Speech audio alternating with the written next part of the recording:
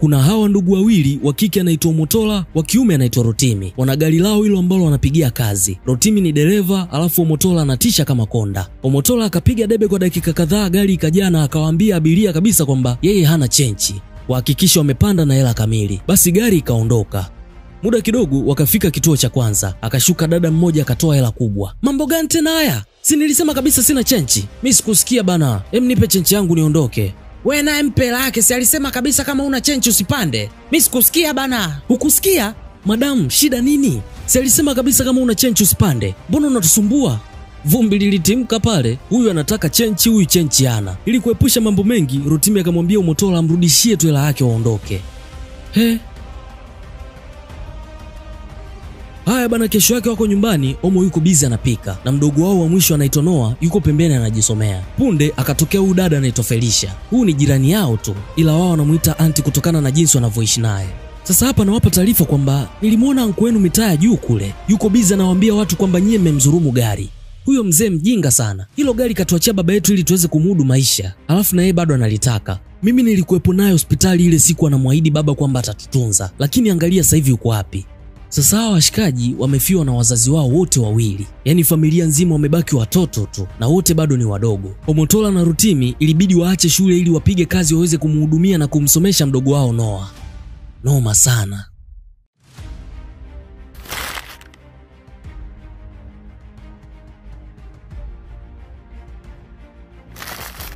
Mimi hapa ni storyteller wako naitwa Iskonka na hii hapa ni E7 Beats. Subscribe na utano notification bell ili uweze kujiunga na familia hii kubwa. Basi bana, Rotimi huwa kuna msichana mmoja anamzimikia sana. Sasa wakati anaenda kuchota maji akamuona. Ikabidi arudi nyuma kwanza akajiweka vizuri, kisha akasogea mbele akamuita.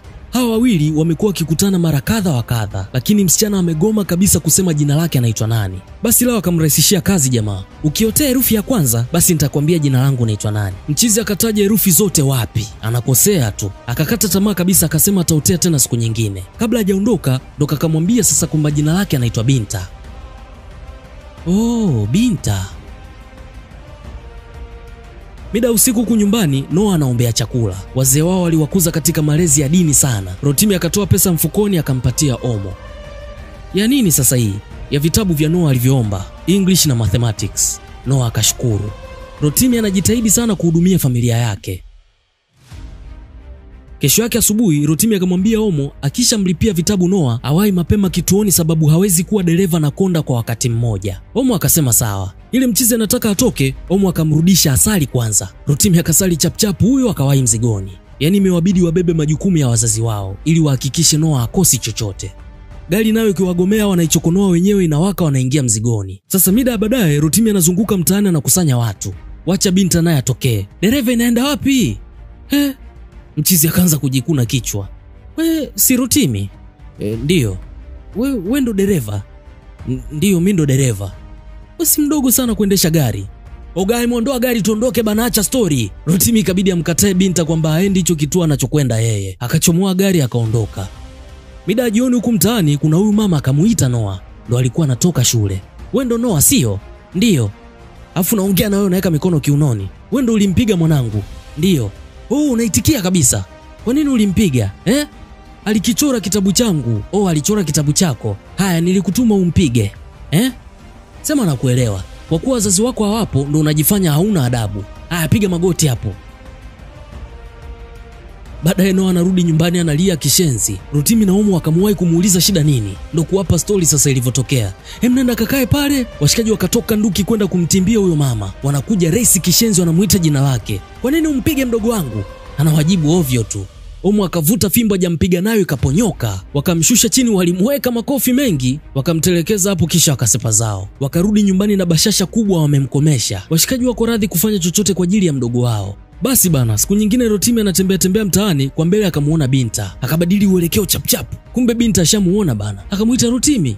Mshikaji kugeuka sasa. Unanikwepa au? Hapana bana. Kwa nini nikukwepe? Sikukuona tu ndo maana. Au kwa sababu nimejua wewe ni dereva wa daladala? Hapana, wala sio hivyo. Kwanza nilitaka kukuambia lakini nikaona tujuane kwanza. Lakini unajua mioga sijali kuhusu vitu kama hivyo. Wote tunapitia magumu, kwa hiyo naelewa. Kweli haikusumbui?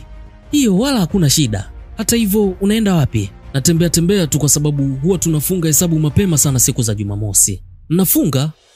Ndiyo, mimi na dada yangu Motola ndo konda wangu. Dada yako ni konda wako? Ndiyo. Oh wow. Ya utampenda, ni mtu poa sana. Basi sawa. Washikaji wakaanza kutembea pamoja. Mida usiku Rotimi anachekelea tu. Omo akamuuliza, vipi mbona unachekelea hivyo? Umeokota hela nini? Rotimi akamwambia sio lazima iwe pesa, ni Binta. Kaniambia hajali kama mimi ni dereva wa daladala. Binta ndo nani? Binta wa hapo juu. Yule msichana. Hiyo ndo sababu unakenua hivyo. Rotimi kafurahi sana, crush wake ananyooka taratibu, lakini kwa Omo haikuwa nzuri sana. Binta. Anyway, kesho yake kama kawaida mihangaikoni, Omo anapiga debe. Rotimi akasema leo ajisikii vizuri. Omo akampima joto. Mbona joto lako liko sawa? Mchizi akasema kachoka tu, hivyo warudi nyumbani wakajiandae kwa ajili ya kesho. Omo akasema sawa, lakini tusubiri kidogo. Kwa nini? Tusubiri tu kidogo. Hapo hapo akatokea Binta. Mchizi akakurupuka. Rotimi mambo? Binta. Hampaki tena? Hapana, twende. Rotimi tumeelewana, tupaki tena. Binta, huyu ni dada yangu, Omotola. Omo, huyu ni rafiki yangu, Binta. Binta akamgea mkono Omo. Omo akaupokea kama ile basi tu. Twende sasa, twende. Omo akasema usiniambie huyu ndo tulikuwa tunamsubiria muda wote. Mchizi akamwambia wewe ingia tu kwenye gari tuondoke. Omo akaingia. Uweza amini mchizi alimpeleka Binta mpaka getini kwao. Muda huo Omo anawaangalia kwa hasira vibaya mno. Mwisho akaagana. Kwa hiyo kwa sababu ya mwanamke hatufanyi kazi leo.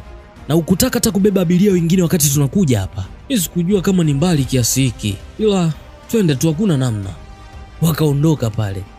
Wiki moja ikapita, washikaji wanamaliza kazi mapema tu kwa sababu Rotimi anakuwa anadai kuna kitu muhimu anaenda kufanya. Na leo hii anaondoka tena. Omo akambana aseme ni kitu gani hicho muhimu kuliko kazi ambacho anaenda kukifanya kila siku. Rotimi akagoma kusema, akaondoka. Sasa mida baadaye Omo anafua nguo za ndugu zake hapa nje. Aunti Felicia akatokea akamuomba amfuatie mafuta ya kula, yamemuishia. Omo akatoka kwenda kufuata mafuta. Sasa kumbe Rotimi huwa anafunga hesabu mapema kuja kukutana na Binta bana. Wanatembea wanakula story nyingi. Leo hii Omo akawafuma. Rotimi.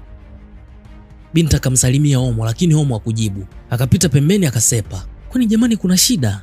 Mchizi akamtuliza tu kwamba hakuna shida. Muda mwingine waga anakuwa hivyo tu. Basi ikabidi waachane pale ili Rotimi arudi nyumbani. Huku Omo akayafikisha mafuta kajaa jazba za kutosha. Ile Rotimi anafika tu, Omo akauwasha moto. Kwa hiyo huyo msichana ndo ametufanya sisi tu tunamaliza kazi mapema kila siku, si ndio? Wewe fuata issue zako bana. Hivi Rotimi una akili kweli? Una shida gani wewe? Felicia akatokea. Jamani kinaendelea nini hapa? Muda huo Omo analalamika kishenzi. Yaani tunamaliza kazi mapema kwa sababu ya msichana. Rotimi naye aongee chochote zaidi, nitakupiga ujue. Felicia akawaachanisha, Rotimi akaenda ndani. Kupiga kelele haitasaidia. Wewe tulia alafu tulijadili hili swala kama watu wazima. Baadaye Felicia akawaweka kikao kumaliza hili swala. Mchizi anasema kila siku tunafanya kazi asubuhi mpaka jioni. Na huwa tunafunga hesabu mida ya saa 12 jioni. Eti yeye hataki? Ndiyo sitaki, sababu hiyo ndo mida ambayo tunapataga pesa nyingi. Sijakuuliza wewe Omo. Aunti, siwezi kufanya kazi usiku kila siku. Lakini unaweza kufunga hesabu mapema kwa sababu ya msichana. Lakini ni bora huo unaenda kumuona mchana mida ambao hakuna wateja. Binta huwa anaenda shule hivyo anapatikana jioni tu. Basi msahau. Yaani ni msahau. Hivyo unajiona nani wewe? Najiona nani? Yaani najiona nani? Omo akaondoka eneo la tukio. Aunti akamchapa somo Rotimi kwamba sio vizuri kugombana na dada yake hivyo. Lakini pia anaelewa kwamba anampenda Binta na anatamani kuonana naye kila siku. Ila na yeye pia anahitajika kazini. Hivyo basi awe anaenda kumuona weekend siku ambazo hawaendi kazini. Maana akiendelea kuonana naye kila siku atamzoea alafu atamchukulia poa. Rotimi akamuelewa aunti yake. Huku Omo akaenda paka kwa akina Binta. Alivutokeza tu kwenye geti hivi Omo akamvuta, akamchimba mikwara mingi mno asimuone tena na kaka yake. Kisha akasepa. Kesho yake Rotimi ndo akampa mkanda mzima wa maisha yao Binta, kwamba wazee wao walipofariki waliwaachia hilo gari tu. Na kwa bahati mchizi ndo alikuwa anatimiza miaka 18. Hivyo akapewa leseni ndo akaanza kuendesha lile gari. Na dada yake Omo ilibidi aache shule ili aje kumsaidia kama konda, maana asingeweza kufanya vyote peke yake. Kwa nini ukuniambia yote haya? Sikujua nianzie wapi. Binta akasema anaona kabisa dada yake yuko sahihi, inabidi ya focus na kazi. Lakini pia akamshauri kwamba kuna kozi anaweza kusoma alafu zikamtoa kabisa, kwa sababu ulimwengu wa sasa umebadilika. Anaweza kusoma computer engineering au software engineering. Japo sio full kozi, lakini itamtengenezea pesa nyingi sana kiasi kwamba ataachana na hizi issue za ukondakta. Kweli? Ndiyo, najua unataka kuisaidia familia yako, hivyo kujitoa kunahitajika sana. Basi mchizi alivyofika nyumbani akaiwaza sana ile kauli ya mwisho ya Binta kwamba kujitoa sana kunahitajika ili aweze kuisaidia familia yake. Kesho yake akamshirikisha Omo hilo swala la yeye kuanza kusoma. Omo akasapoti hiyo pointi, mchizi hakuamini. Akamtaja na Binta kwamba ndo katoa wazo, akamkata kabisa Omo. Kuna kingine unataka kuniambia au nikaendelee na kazi zangu ndani? Hakuna. Omo huyo akaenda ndani. Siku kadhaa mbele, mchizi akaenda kumpa taarifa Binta kwamba tayari kajiandikisha chuoni. Binta akamuuliza kama ana laptop ya kusomea. Mchizi akasema hana. Binta akasema sawa, nisubiri hapo. Mtoto akaingia ndani. Baada ya muda akarudi na laptop, akampatia jamaa. Mchizi kufungua akakutana na PC. Akafurahi kishenzi, akamshukuru sana Binta. Basi akarudi nayo mpaka nyumbani. Kwa mara ya kwanza kabisa Omo akafurahia kitu kutoka kwa Binta. Kesho yake mapema mno mchizi akaanza kwenda chuoni sasa. Aunti Felicia akatoka nje akamuona mchizi ndo anaishilizia. Akamuuliza Omo, Rotimi anaenda wapi na mabegi? Hamuendi kazini leo?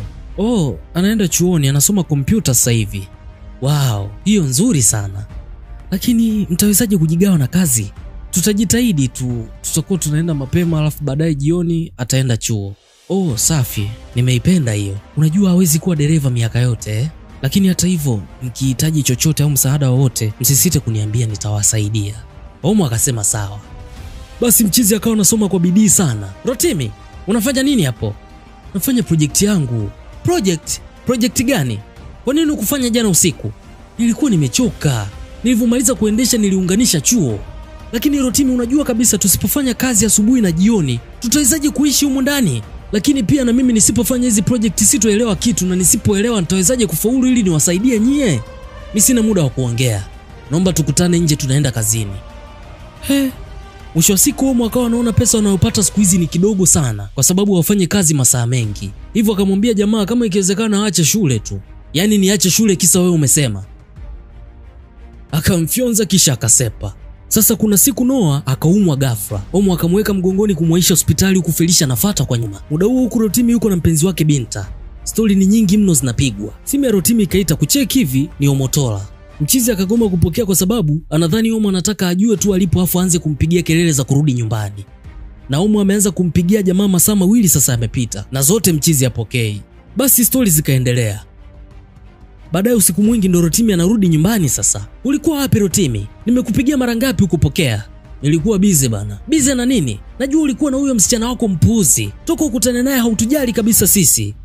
Sasa Omo akawa na mwaga lawama nyingi bila kumwambia mchizi sababu ya kumpigia simu nyingi mchana. Wakaishia kutukanana tu. Mwisho Omo akasema ataondoka na mdogo wake hapa nyumbani wamuache peke yake, kisha akasepa. Kesho yake Felicia ndo akamwambia Rotimi kwamba Noah mdogo wao alizidiwa akampeleka hospitali. Nini?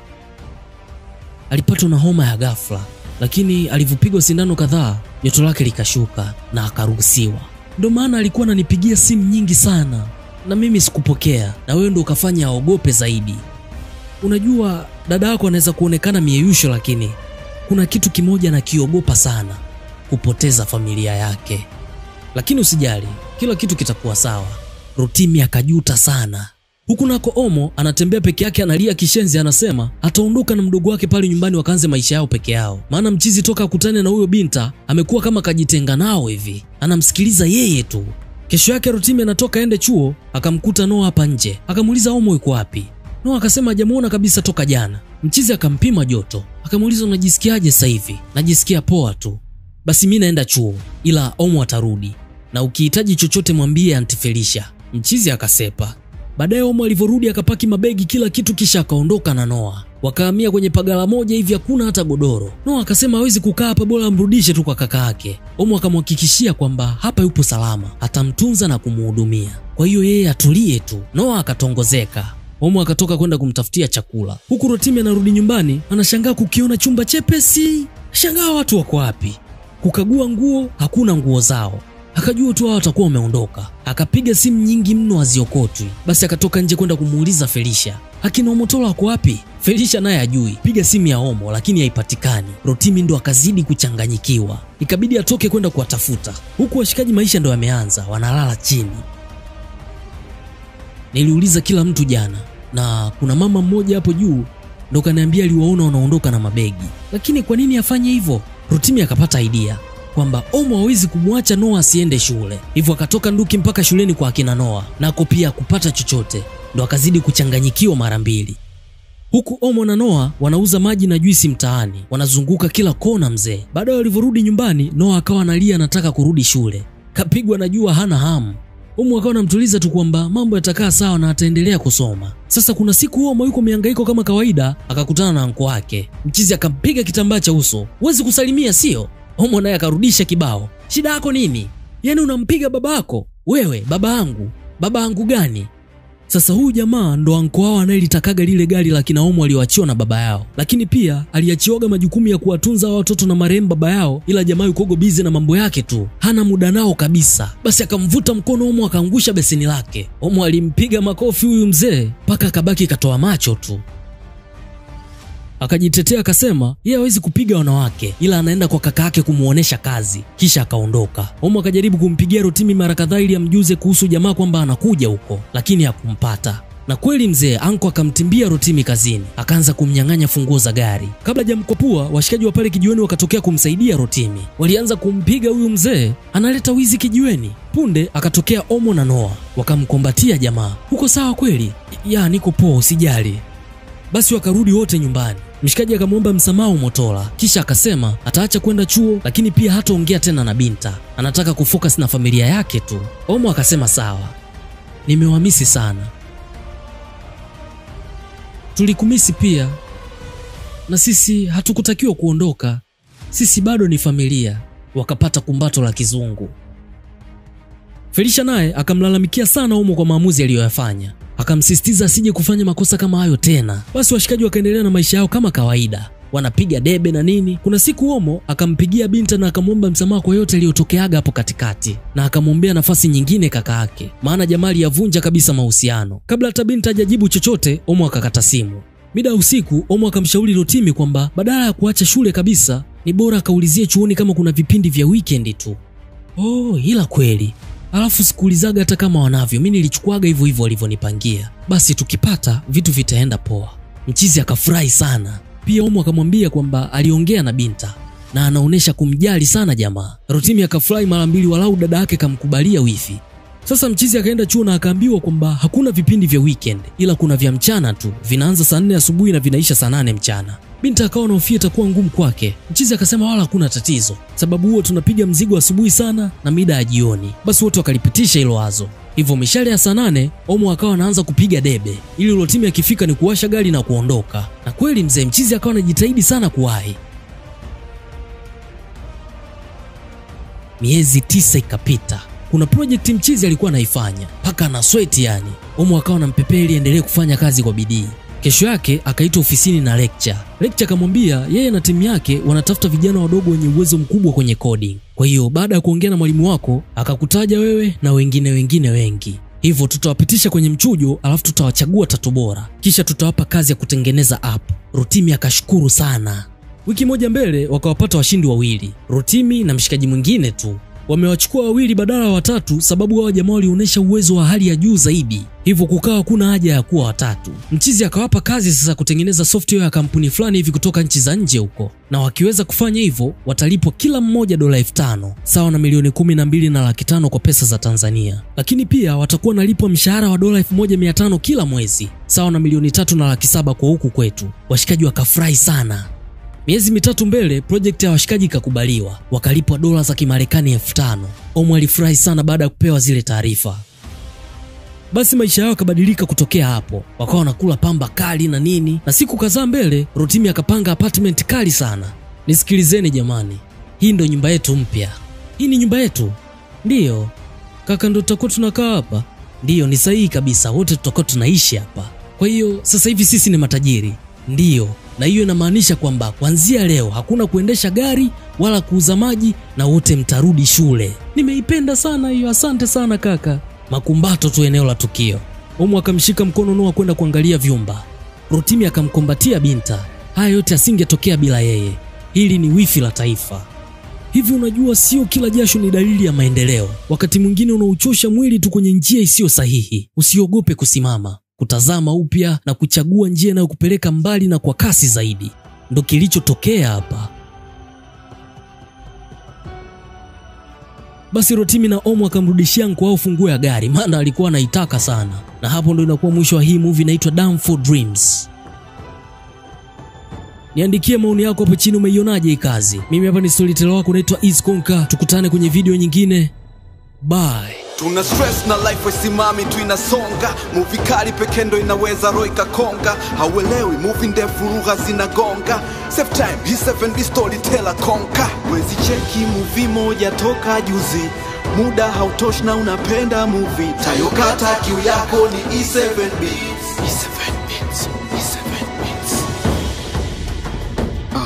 YouTube channel ni moja tu E7B.